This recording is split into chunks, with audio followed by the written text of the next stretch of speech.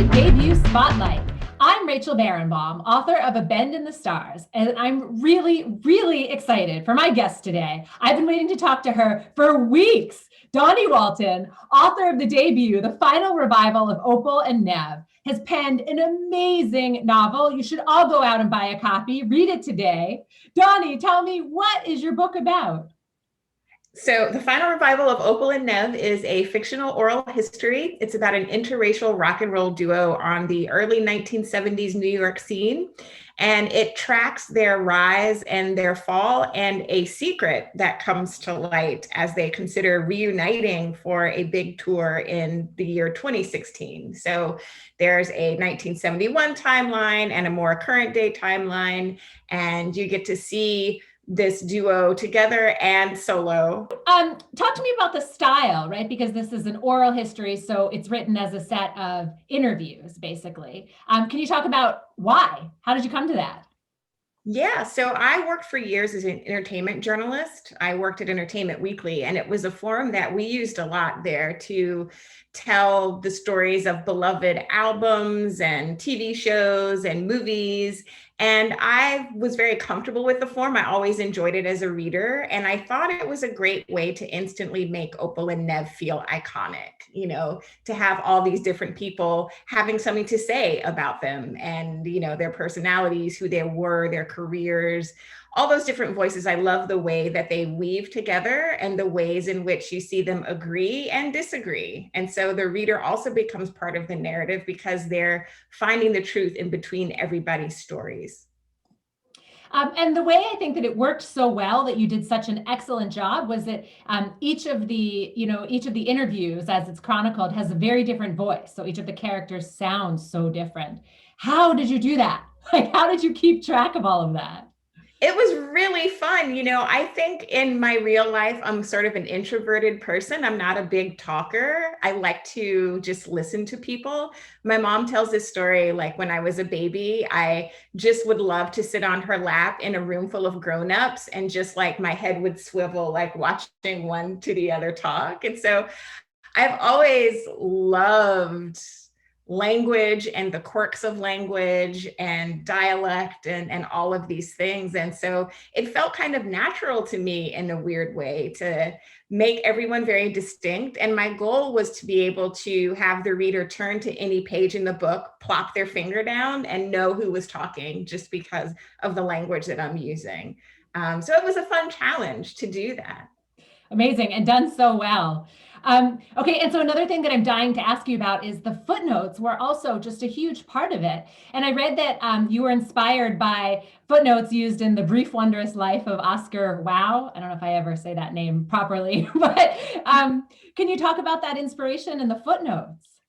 Well, I just think that, that novel really kind of knocked me out in terms of the wildness of the form and the way that the footnotes allow you to keep the narrative structure and the tone of the story that you're telling, while also like weaving in history and things that you want the reader to know for context. And so I thought it was just kind of a brilliant nonfiction kind of form to bring to fiction and add to the reading experience. And I always wanted to make it something additive, not distracting or not unnecessary. And I thought it was great fun to do. It was. All right, I want to move on to the characters themselves now. So Opal and Nev, at the end of their lives or whatever careers, they're huge stars. They're sort of larger than life figures. But in the beginning, they're very opposites, and they're sort of mediocre, right? Like they're not really such huge, like neither of them has a huge talent, and they're so different, right? You've got this skinny white redheaded kid, right? And then this this black woman who has the powerful voice but doesn't even know how to use her microphone, and yet they become stars. So was it a play on accidents? Like, why did you sort of start them as these mediocre, I don't want to say mediocre, not these super talented musicians? Yeah, I think that there's such a thin line between what can make someone very, very famous and what can like push them into obscurity. And I think it often has to do with luck sometimes, or in the case of Opal and Nev, it becomes this kind of pivotal, tragic moment that occurs at one of their shows that launches them to headlines and kind of makes them, makes an image out of them. There's this photograph that's taken and it's flashed everywhere, and it becomes the kind of picture that is a little emblematic of an era. And you look at it and you feel like you can tell a story from it. And I really like that idea that they didn't necessarily, get famous because they were hugely talented. Although I will say that Opal has an X factor to her that I also wanted to explore. She's not the best singer in the world, but she is a magical performer. And so I wanted to get that across, that it's often just like chance that can change a life. I was so hoping you'd say that because I really, I loved that. Sorry, my dog is barking. Our mailman is coming. But I love dogs. No worries. Okay, good. So I want to talk about Opal. Another thing that I loved that you did, and I would love to ask you why, is she's bald. Right? And that's a huge part of her identity. And hair is so important. Can you talk about why she's bald? Yeah, I was kind of thinking of Opal as, for me, almost like a superheroine, like she can sometimes take what others might see as a vulnerability and make it like a core strength. And a lot of Opal's core strength is her giant confidence, even from a very young age. And hair, especially for Black women, is something that is very meaningful, very powerful. It's also something that we spend a lot of time and effort on. And I wanted to free her from that a little bit. I wanted to free her in an unconventional way, in a way that you might initially think would be a problem for her, but she kind of takes that and she makes it a fashion statement. And along with her outfits, which she calls her armor, she steps into the world and she just feels kind of like a goddess. And so I think that's why I wanted to do that. Can you talk about the photograph at the center of the book? I think mostly, so it's not too much of a spoiler to kind of say what happens at the concert, which is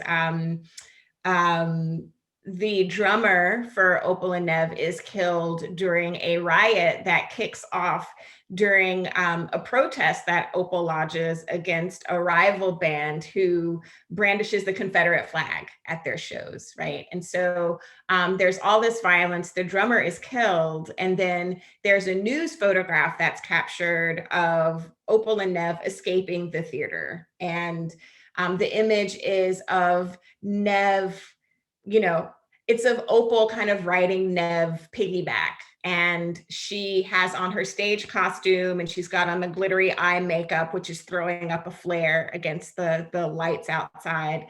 And she sort of almost looks like a warrior. And it's a picture that is very arresting and kind of is interesting for, who Opal and Nev are. As you said, they're outward opposites, a Black woman and a white Englishman. And there's just a lot of dynamics happening in the picture. And it's a kind of thing that the audience would read a lot into that's not necessarily the real story. And so in the photo, there's a lot of discussion of how the photo has kind of been elevated to art when actually it's a moment of real trauma, especially for Opal. While we're on the subject of photographs, I have to ask you about working for life.com because I spent a summer working for Time Life books. Oh, cool. Yes, and going through the Time Life book archives, right? I mean, it's amazing. Talk to me about your love of photographs. Oh my gosh. So that might have been my top two of favorite jobs that I've ever had. It was so amazing to call in the archival photos because they stored them, I think, in this big warehouse in New Jersey. And you'd call in a set and it would come in the box.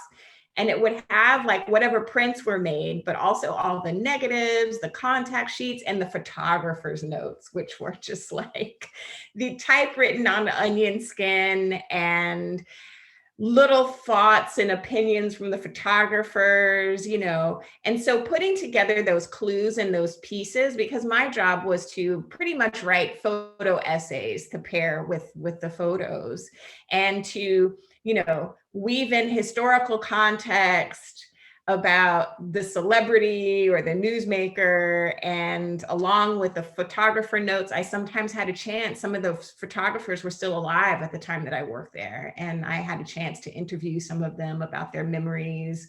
And it was just such a wonderful, like, fulfilling job. I really loved it. I feel like that should be your next novel, writing about, right? Looking in there somehow. So, what do you want people to take away from this beautiful, stunning book? Oh, wow. I think the main thing that I would like people to take away is the sense of community that I feel like is in the book, between especially the Black characters. No matter how hard things get or how rocky the road to fame, Opal has some key people in her life who are her family. And that is both, her given family and her chosen family. So her sister Pearl, with whom she bickers a whole lot, but, counts on for advice, and her best friend and stylist, Virgil, and even the journalist who's putting together this story, who has a very personal tie to the origin story of Opal and Nev, and is the first Black editor of this magazine. There's a connection there as well that's very complicated, but it's also one of mutual respect and love. And so, I want the readers, especially my Black readers, to come away with a sense of hope and the idea that we always have each other. That's so beautiful. And what kind of advice do you have for writers? Oh, again, it comes down to me, to community, and finding those circles of people who support your dream and hold you accountable. I think that, and cheer for you, root for you, when you have wins. That's been hugely important on this journey, is to have those people in my corner who are sharing and, showing up at virtual events, and all that has been something I'm so grateful for. And I think it's the thing that encourages you to go back to the computer every day. That, and I would also say, love what you're writing. Like, don't write based on a trend or what you think an agent's gonna like. You have to have enough passion for it that you come back to the computer every day and work on it and chip away at it. Words of wisdom. I love it. Dawnie, thank you so much for making time today. I could ask you questions for another hour, but we are out of time. I loved your book. Thank you so many copies. Thank you. Thank you so much for having me. This was great.